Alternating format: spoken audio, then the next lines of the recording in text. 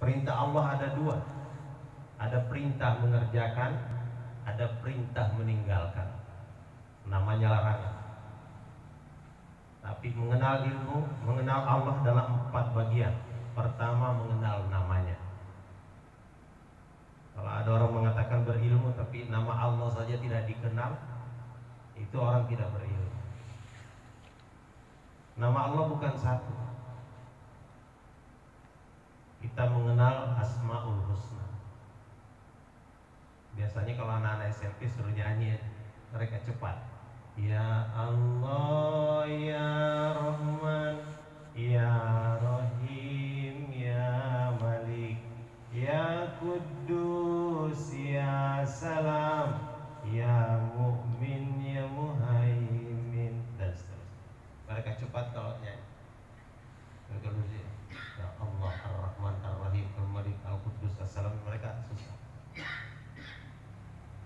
mengenal namanya. Yang kedua, mengenal sifatnya. Nama, sifat. Para ulama menjelaskan sifat Allah 20. Kalau orang mengaku berilmu tapi sifat Allah tidak kenal, tidak berilmu. Walaupun titelnya banyak, di depan ada titel, di belakang ada titel, mungkin di tengah ada juga titel. Tapi kalau tidak kenal nama Allah, tidak kenal sifat Allah, tidak berilmu. Kemudian yang ketiga, mengenal af'al Allah. Siapa yang menerbitkan matahari, siapa yang menghembuskan angin, siapa yang menumbuhkan pepohonan, siapa yang menggerakkan angin. Ini semua adalah af'al Allah. Amerika tidak bisa menerbitkan matahari, Cina tidak bisa menahan terbenamnya matahari.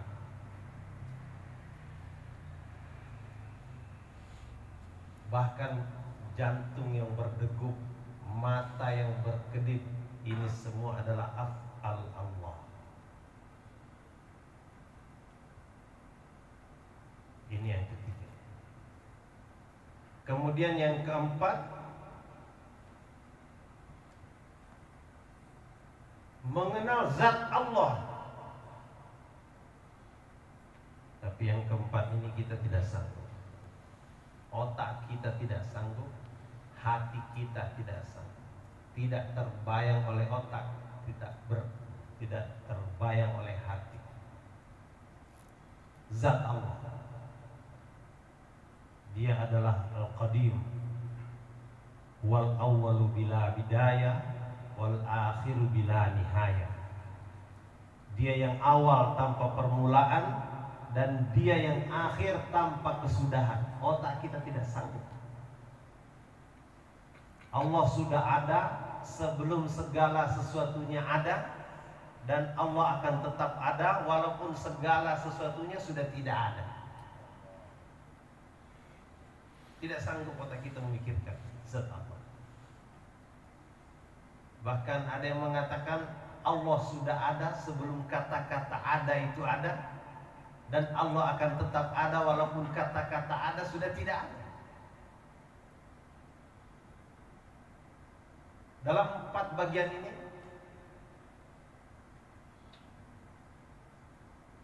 orang yang dikatakan berilmu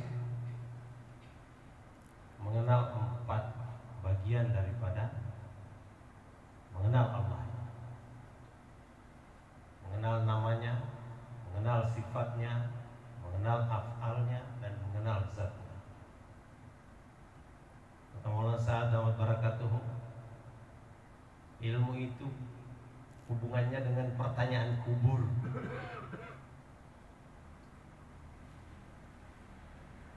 Kalau tidak bisa menjawab pertanyaan kubur, ini bukan orang berilmu.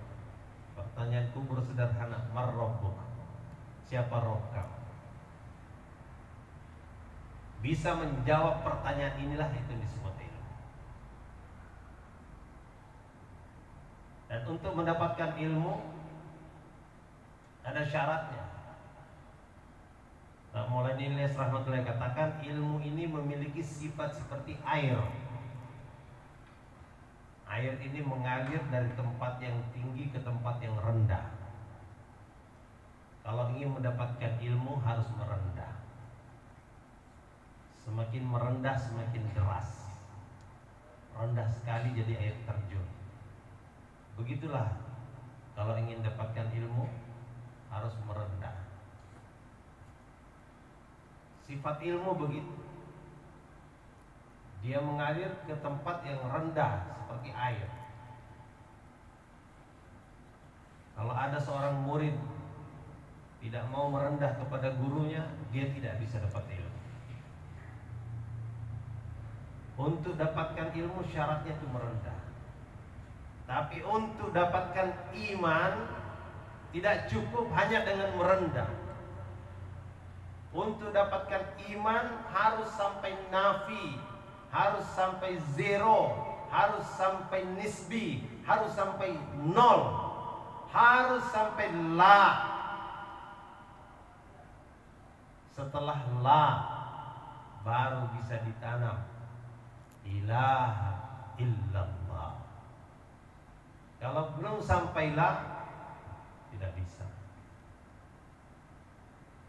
Itu sebabnya kami bersama Pak Wali Kota Bengkulu di Kamboja. Sampai di kota Kamboja, di Phnom Penh, kami muzakarah dengan teman-teman kami 9 orang dari Indonesia. Dia bilang, kita di sini udah jauh meninggalkan kampung kita, meninggalkan negeri kita, meninggalkan anak istri, meninggalkan kantor, sawah, ladang, pabrik. Kalau untuk mendapatkan ilmu sebenarnya tidak perlu jauh-jauh sampai ke sini. Banyak ulama di negeri kita. Tapi kita datang ke sini mau belajar mendapatkan iman. Tapi syarat mendapatkan iman itu harus sampai zero, harus sampai la, harus hilangkan jabatan, hilangkan status, hilangkan semua yang menjadi predikat yang bisa menghalangi iman masuk ke dalam diri kita. Saya ayah si fulan, saya suami si fulana, saya ini kantor ini, saya ini kepala ini, saya ini direktur ini, saya ini wali kota ini. Nah, sekarang kita hilangkan semuanya. Alhamdulillah. Setelah itu hilang semua baru mulai masuk iman masuk. Yakin dengan kekuasaan Allah Subhanahu wa ta'ala. Allah se hota hai, Allah ke ghar se kuch nahi hota hai, kata orang Londo, orang Pakistan. Allah kuasa, selain Allah tidak kuasa. Luar biasa. Banyak pelajaran berharga kami temukan. Pada masa itu wali kota sebenarnya harusnya kampanye untuk periode kedua. Saya bicaranya ada orang di depan saya. Ketika mau berangkat saya tanya, apa benar dia mau berangkat 4 bulan ke negeri yang tidak ada mata pilih di sana, orang tidak kenal. Sedangkan ini waktunya kampanye untuk maju ke periode kedua wali kota. Kata beliau, insya Allah kalau memang Allah takdirkan tetap jadi wali kota, tetap jadi wali kota. Tidak kampanye, tidak pakai gantung gambar di pohon-pohon, tidak ada namanya debat sana debat sini. Pulang dari Kamboja, dipilih lagi menjadi wali kota oleh rakyat Bengkulu. Iman. Beberapa waktu kemudian kampanye mau jadi gubernur. Semua pohon-pohon digantungi gambar. Semua kelompok-kelompok organisasi didatangi. Debat sana sini. Tapi Tapi karena Allah tidak berkehendak menjadi gubernur, tidak jadi gubernur, tetap jadi wali kota juga. Sekarang kita paham bahwa yang menaikkan dan menurunkan itu Allah Subhanahu wa Ta'ala. Manusia punya keinginan. Allah Ta'ala melalui Rasulnya menyampaikan satu kalimat yang indah. Ya abdi, ana uridu anta turid, wala yakunu illa ma urid. Wahai hambaku, aku punya keinginan, kamu juga punya keinginan. Tapi yang akan terjadi itu adalah keinginanku. Coba. Ini adalah hak prerogatif Allah Ta'ala. Dan Allah janjikan, apabila engkau mendahulukan keinginanku, maka aku yang akan capaikan keinginanmu. Tapi apabila engkau membelakangkan keinginanku, mendahulukan keinginanmu, maka aku akan letihkan kamu, aku akan capekkan kamu. Sedangkan yang akan terjadi keinginanku juga. Masya Allah. Kalau kita renungkan kalimat ini, maka kita menjadi orang yang cerdas. Karena ternyata yang bisa menjadikan sesuatu dan tidak menjadikan sesuatu itu hanya Allah Subhanahu wa Ta'ala. Tapi Allah kasih cara supaya apa yang kita inginkan itu terjadi, maka dahulukan keinginan Allah Subhanahu wa Ta'ala. Hari ini kita hidup mendahulukan keinginan kita.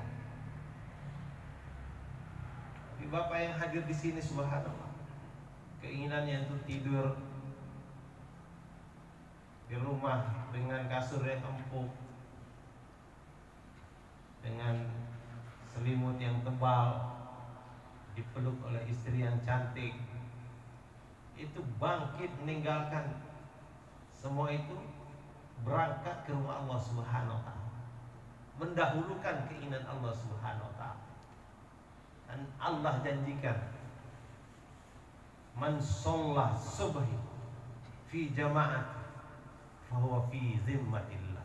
Siapa yang sholat subuh secara berjamaah, maka dia berada dalam jaminan Allah Subhanahu wa Ta'ala. Dalam jaminan apa? Jaminan keselamatan, jaminan kesehatan, jaminan ekonomi.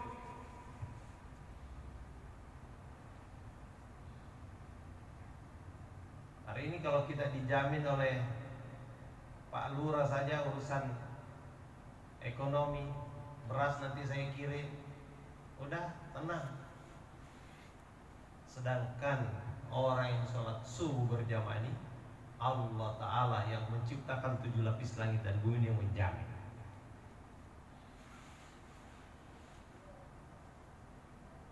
Tapi kenapa nih yang datang sholat subuh belum 100%? Maka perlu kita usaha. Itulah yang membuat kita harus usaha. Dan usaha yang terbesar yang harus kita lakukan adalah usaha atas kaum wanita. Kenapa usaha atas kaum wanita? Karena 2/3 kekuatan dunia ini ada di dalam genggaman kaum wanita. Kenapa berada dalam genggaman kaum wanita? Karena kaum wanita ini didukung oleh anaknya. Kalau ada voting dalam rumah itu, maka anak pasti mendukung ibunya, bapaknya pasti kalah. Jadi kalau dunia ini dibagi 2 kekuatan, hanya 1 kekuatan di tangan kaum laki-laki, 2 kekuatan di tangan kaum perempuan. Kalau kaum perempuan ini bergerak, maka masjid di seluruh dunia ini akan menjadi makmur. Masjid di seluruh Indonesia ini akan makmur. Tapi hari ini kaum perempuan kita ini digerakkan untuk urusan dunia. Iklan oli kaum perempuan, iklan traktor kaum perempuan, Iklan apa lagi?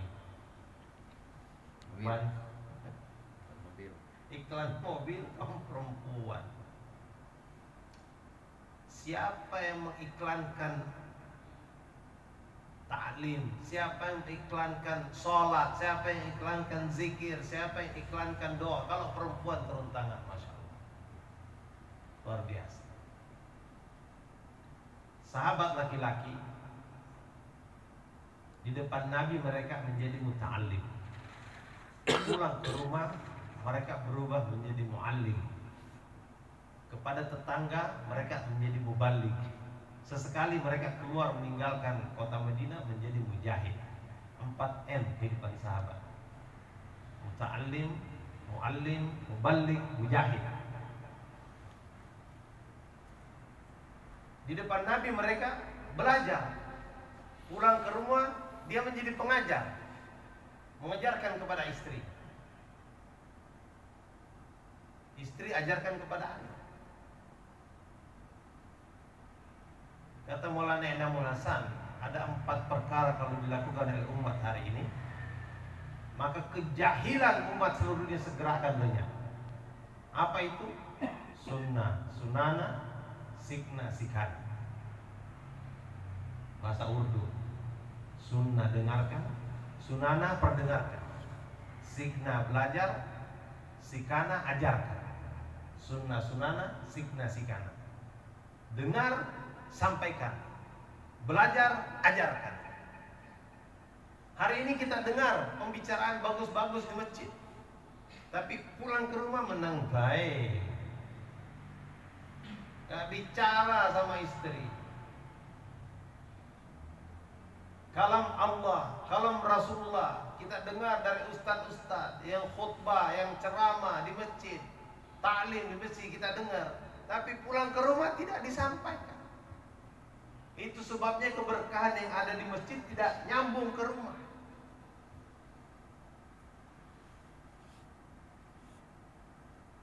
Sebenarnya bukan salah laki-laki,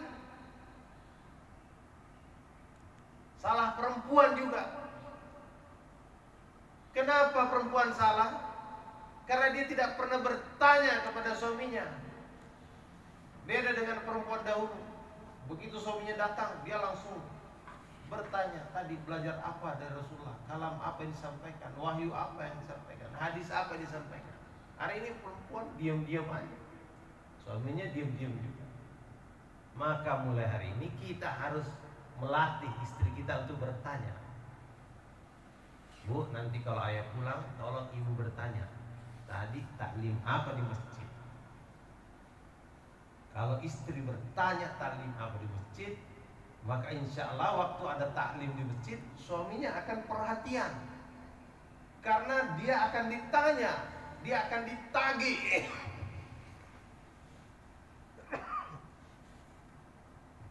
Karena pulang ke rumah gak ada yang nanya, akhirnya di masjid juga taklim tidur, bahkan tidak duduk dalam majelis.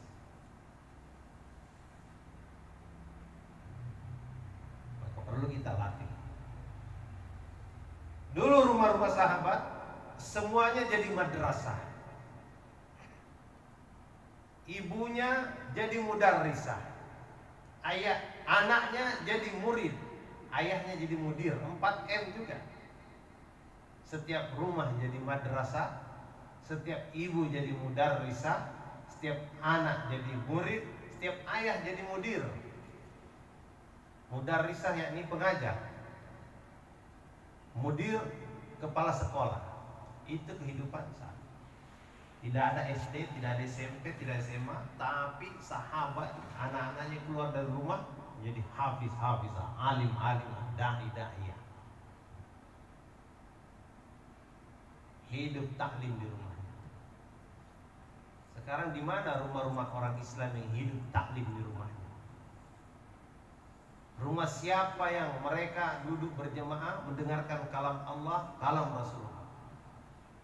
Di rumah biasa makan berjamaah, di rumah biasa nonton berjamaah, tapi siapa yang taklim berjamaah? Seakan Nabi SAW sampaikan bahwa menuntut ilmu adalah faridah, fardu, wajib hukumnya bagi kaum muslimin dan muslimat. Yang namanya wajib kalau dikerjakan berpahala, kalau ditinggalkan berdosa. Jadi di rumah-rumah kaum muslimin yang tidak hidup taklim itu rumah-rumah yang penuh dosa.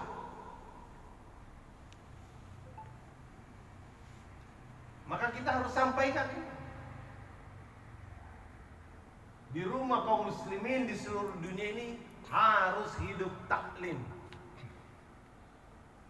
Walaupun hanya 1 menit, 2 menit, 10 menit, 30 menit, tapi hidupkan taklim di rumah. Duduk bersama anak, bersama istri, baca kalamullah, kalam Rasul. Hidupkan taklim di rumah untuk menggugurkan kewajiban taklim satu keluarga. Kenapa hari ini orang lebih patuh kepada polisi, lebih patuh kepada dokter, tapi tidak patuh kepada panggilan Allah? Karena tidak mengenal siapa itu Allah. Sedangkan untuk mengenal Allah melalui taklim rumah yang dibuat di rumah-rumah kaum muslimin. Alhamdulillah di masjid ini, Masjid At-Tarbiyah namanya, masjid pendidikan ini namanya. Harusnya masjid ini menularkan semangat agar setiap kaum muslimin yang ada di sekitar masjid ini semua membuat tarbiyah di rumahnya. Semua menjadikan rumahnya rumah tarbiyah, rumah pendidikan. Pendidikan untuk apa? Untuk mengenal Allah itu. Walaupun mengenal bakteri, mengenal atom, proton, neutron, tapi tidak mengenal Allah itu bukan ilmu. Walaupun namanya sekolah tinggi ilmu manajemen, sekolah tinggi ilmu perdagangan, tapi tidak kenal Allah itu bukan ilmu. Yang disebut ilmu ini mengenal Allah dan perintahnya, mengenal namanya, mengenal sifatnya, mengenal af'alnya, dan mengenal zatnya. Dan ilmu akan datang dengan taklim, tidak bisa dengan cara lain. Maka itu sangat dianjurkan. Bahkan sekarang dianjurkan setiap rumah bukan lagi setengah jam taklimnya, dianjurkan 1 jam taklimnya. Bahkan kalau bisa 2 jam taklimnya, 2,5 jam taklimnya. Dan banyak cerita-cerita keberkahan taklim rumah dibuat. Saya dengar sendiri dari kawan-kawan kita yang pulang dari Kalimantan. Ada satu orang petani, dia biasa taklim pagi di rumahnya. Tapi karena satu hari mereka berubah menjadi petani, kebiasaan taklimnya itu tetap dibawa. Pagi mereka taklim, tapi taklimnya itu dibawa ke kebun. Dibawa ke kebun taklimnya.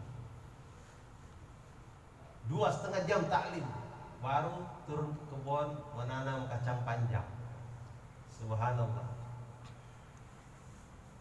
Tetangga-tetangga kebunnya juga tanam kacang panjang. Tapi aneh, yang namanya kacang panjang itu ya panjangnya paling 40 cm, 50 cm. Tapi panjangnya kacang dia itu 90 sampai 1 meter. 90 cm panjang kacangnya dia.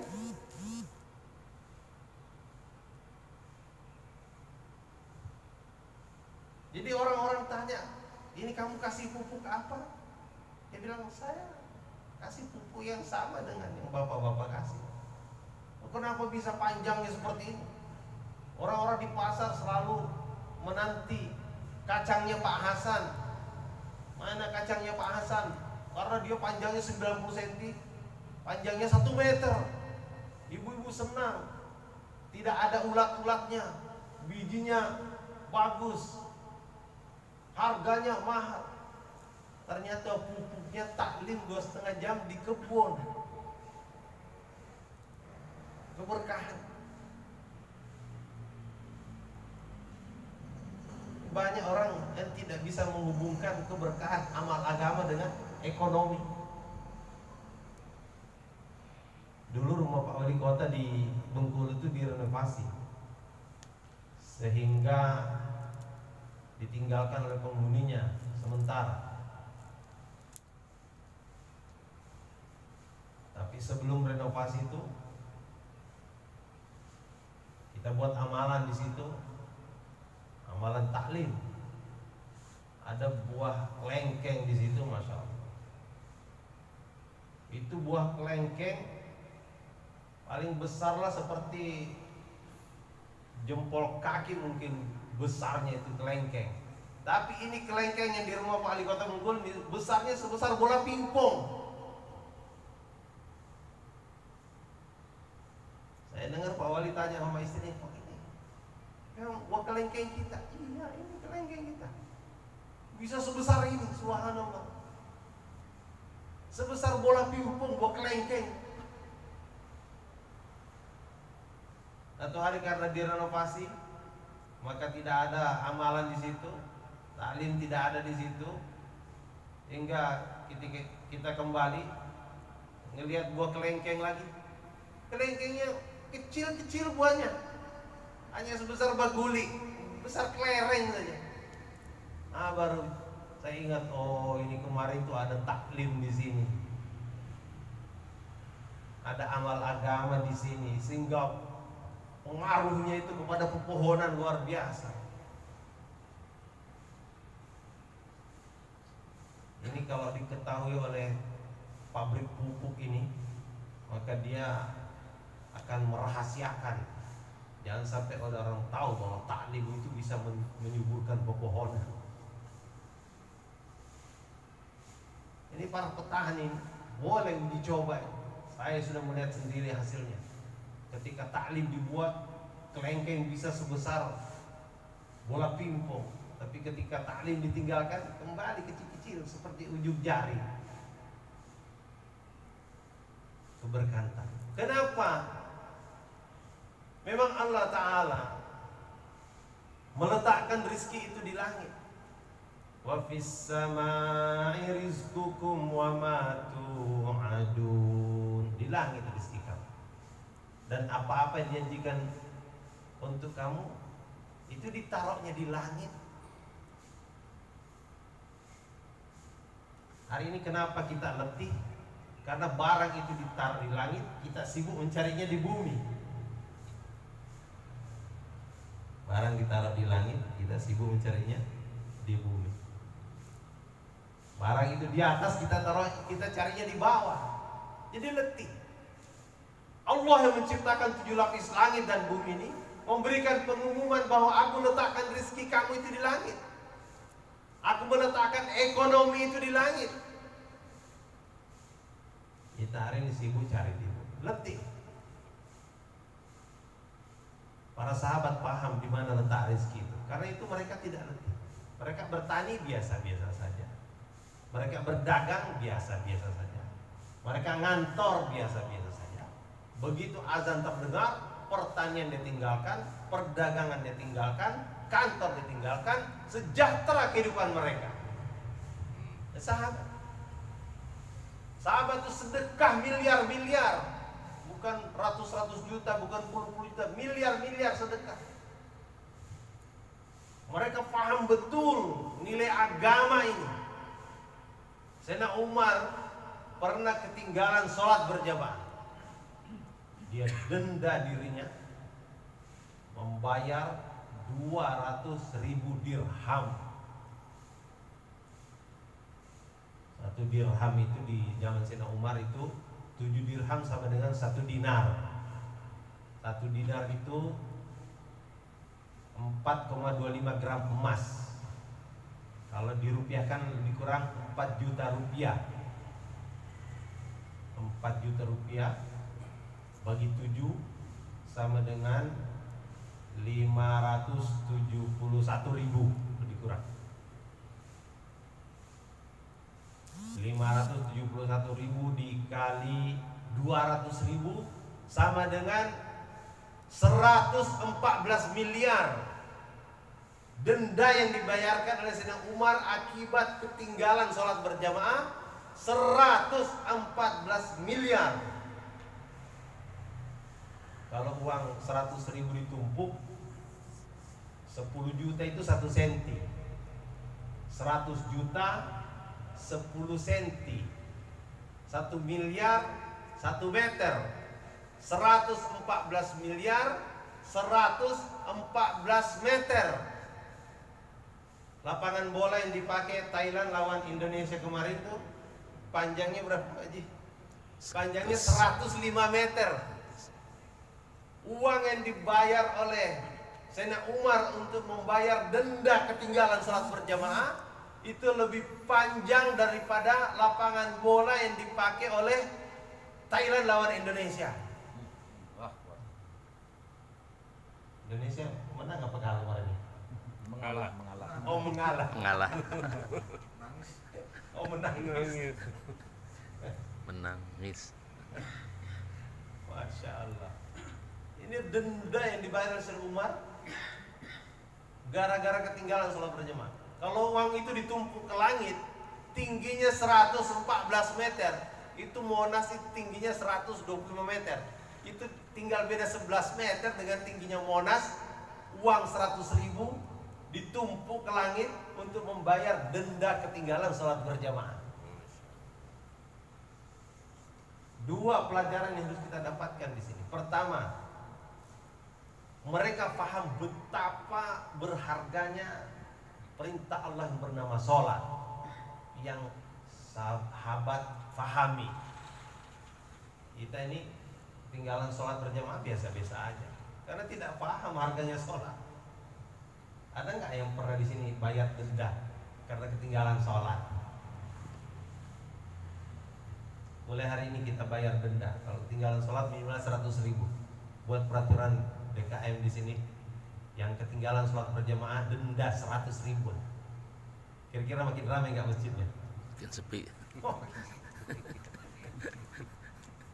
Masya Allah. Sayyidina Umar bayar denda, jadi paham nilai sholat. Yang kedua, betapa sejahteranya kehidupan sahabat.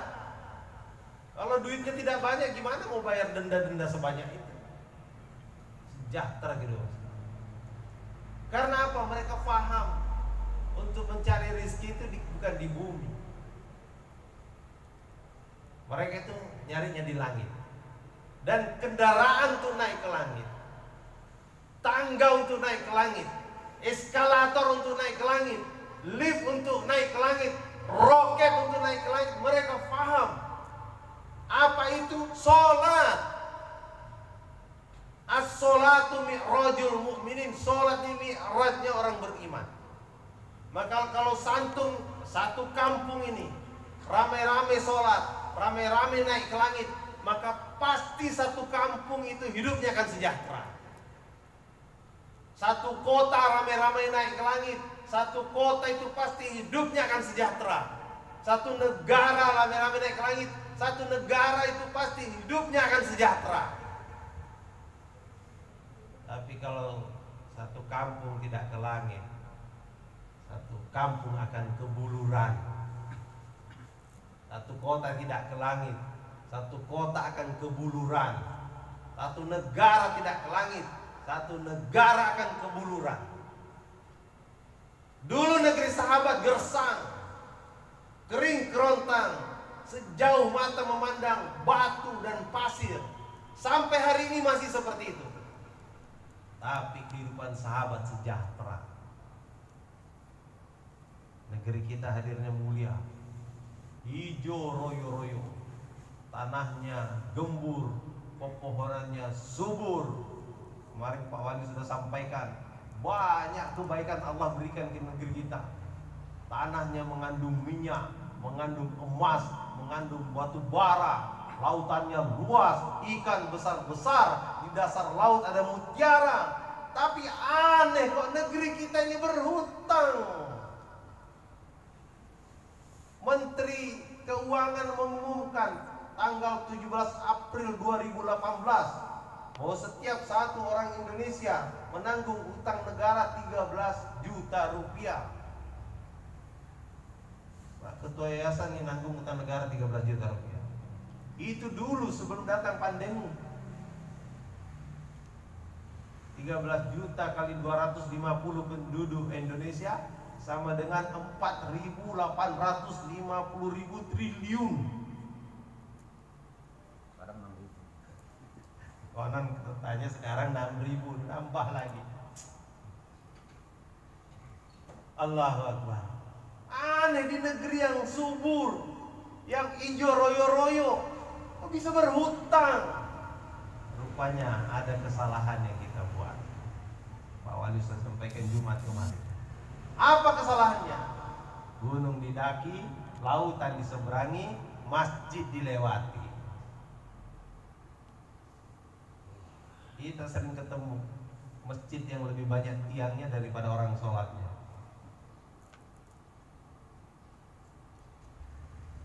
Ada yang mulia.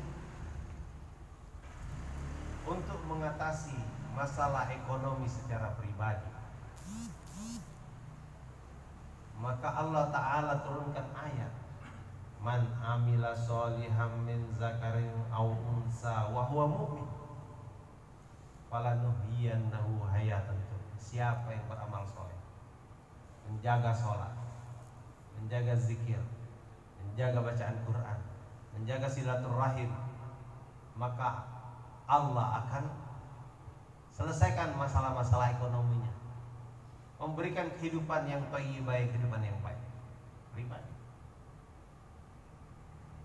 Ada orang datang mengadu kepada Rasulullah masalah ekonomi keluarga. Mungkin anaknya kalau di zaman now mau bayar pondok pesantren belum ada uangnya. Mungkin listrik sudah bunyi tit tit tit tit, nggak ada duitnya.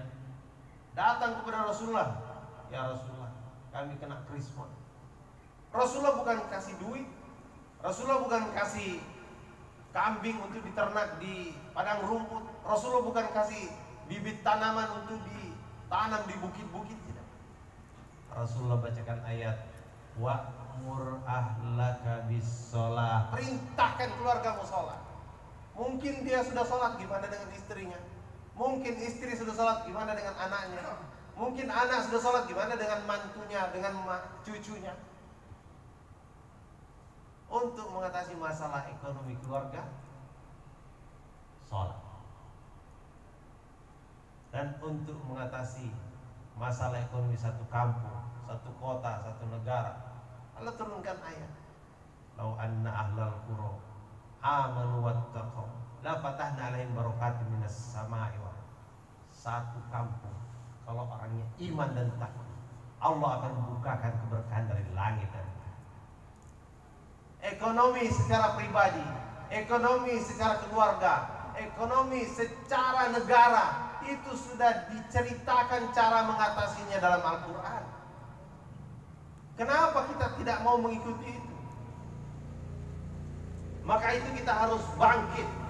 Sekarang ini sudah banyak gerakan memakmurkan perdagangan, gerakan memakmurkan pertanian, gerakan memakmurkan perindustrian, di mana-mana sudah ada. Kita harus sekarang buat gerakan memakmurkan masjid. Awal ini bikin namanya Gemasajid, gerakan memakmurkan 1 juta masjid di Indonesia.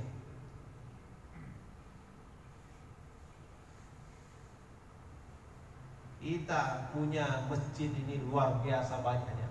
Maulana Sa'ad Baratullah katakan, tidak ada satu negara pun di dunia ini yang memiliki jumlah masjid sebanyak Indonesia. Ini adalah kendaraan yang terbaik untuk naik ke langit, rame-rame naik ke langit, memetik jatah rezeki yang ada di langit. Kalau itu dilakukan oleh bangsa Indonesia, maka negeri kita akan jauh lebih sejahtera daripada sahabat radhiyallahu anhu. Mereka negerinya gersang saja bisa begitu sejahtera, apalagi negeri kita nih subur, hijau royo-royo, lautan luas, ikan banyak. Kita ini mau nangkap ikan, ikannya kabur, lari, nggak mau ditangkap. Kenapa kita ini nggak sholat? Kita hanya mau ambil ikannya Allah, tapi nggak mau menyembah Allah. Tanaman-taman kita nih malas tumbuhnya, berbuah lagi malas keluar buahnya lagi malas dia mateng. Kenapa? mengambil buah, tidak mau mengerjakan perintah yang membuat buah itu. Maka kita harus kampanyekan. Kita harus ajak 100% lelaki balik ke sholat berjamaah di masjid. Dan kekuatan kaum laki-laki untuk sholat berjamaah itu adanya di tangan kaum perempuan. Kembali lagi, kalau perempuan bilang, "Pak, jangan ke masjid," udah langsung meringkuk. Mungkin diikat kakinya sama istri di rumah. Tapi kalau istrinya sudah menyediakan sandalnya, menyediakan sarungnya, menyediakan baju kokonya, menyediakan kopiahnya, mungkin menyediakan kacamatanya, menyediakan gigi palsunya, menyediakan tongkatnya, oh, berangkat ke masjid.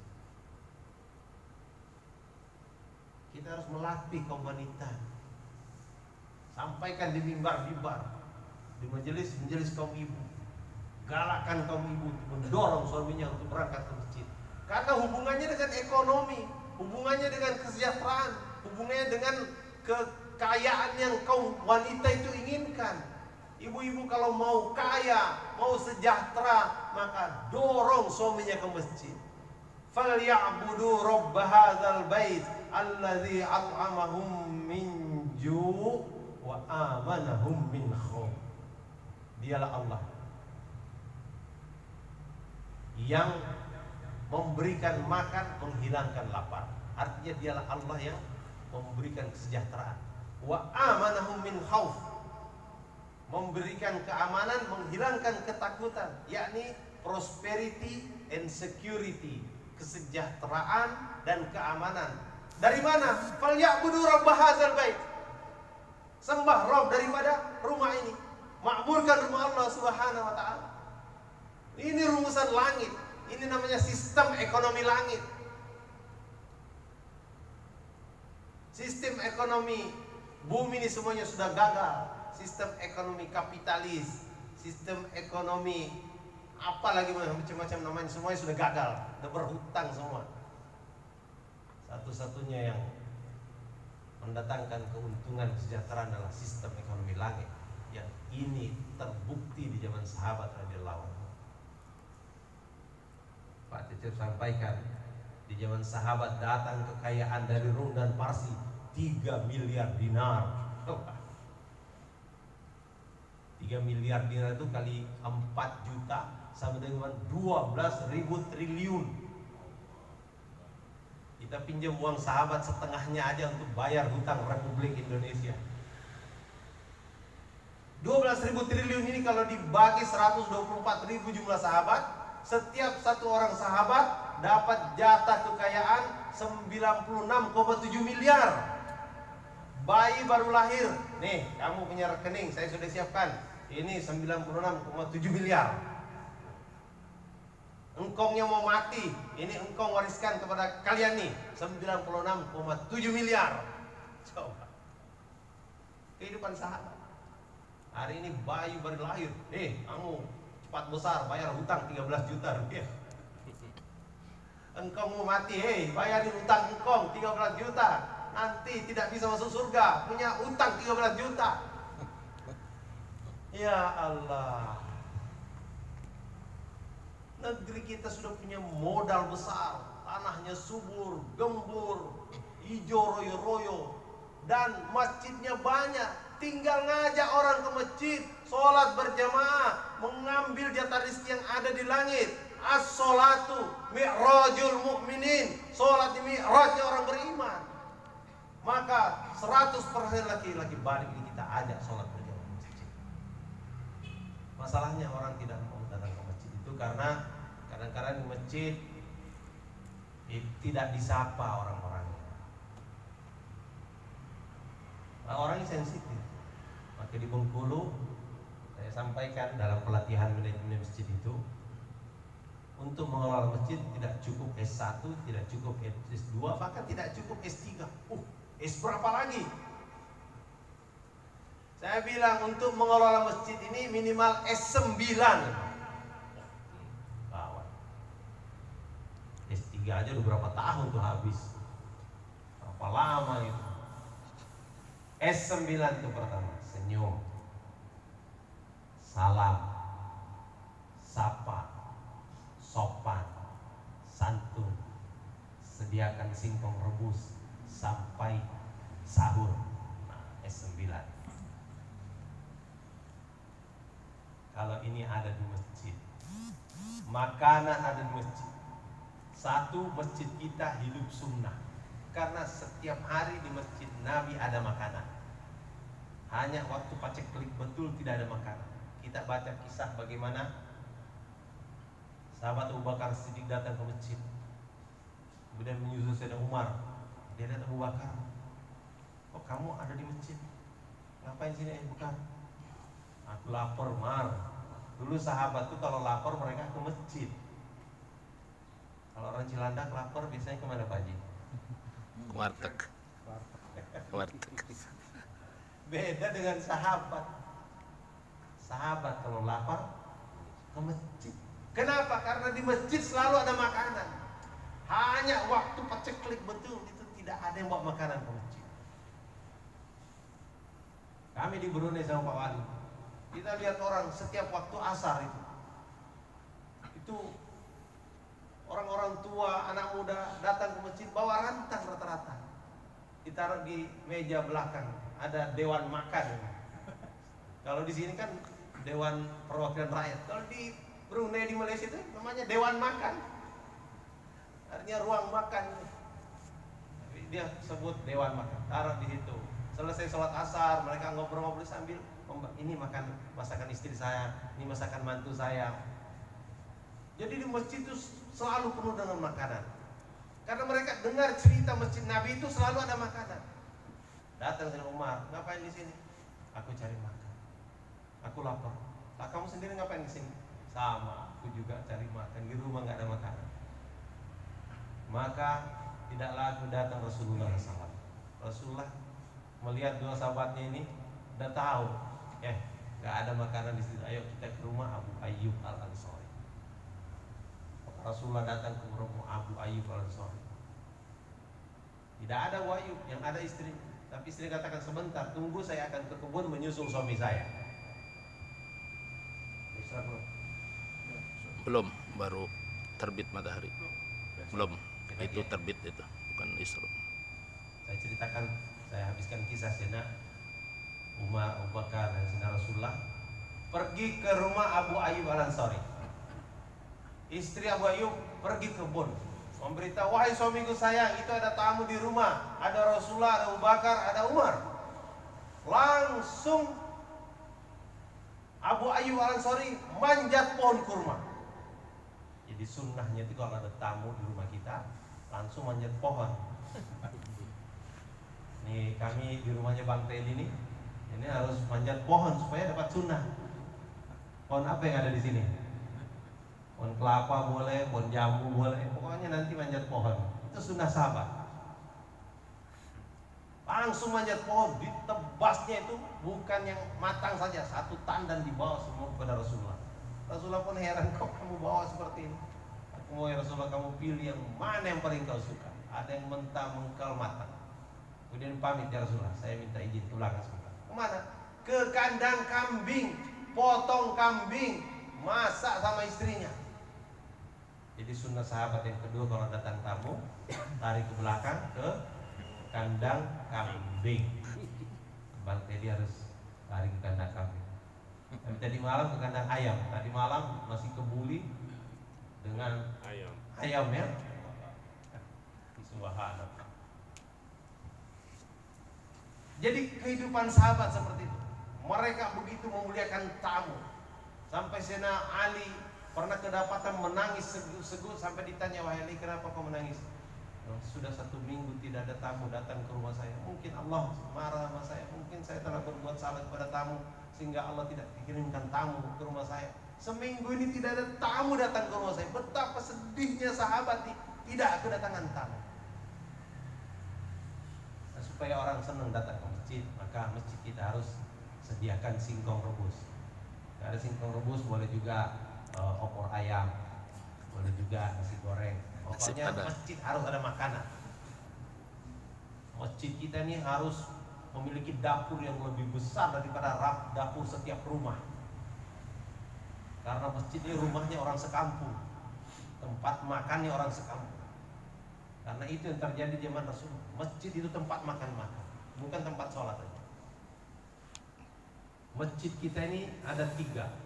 Pertama, dia harus ada magnet, menyedot, daya tarik, sehingga orang mau datang ke masjid. Kemudian yang kedua, harus ada sofa. Apa sofa ini? Lembut, tidak keras.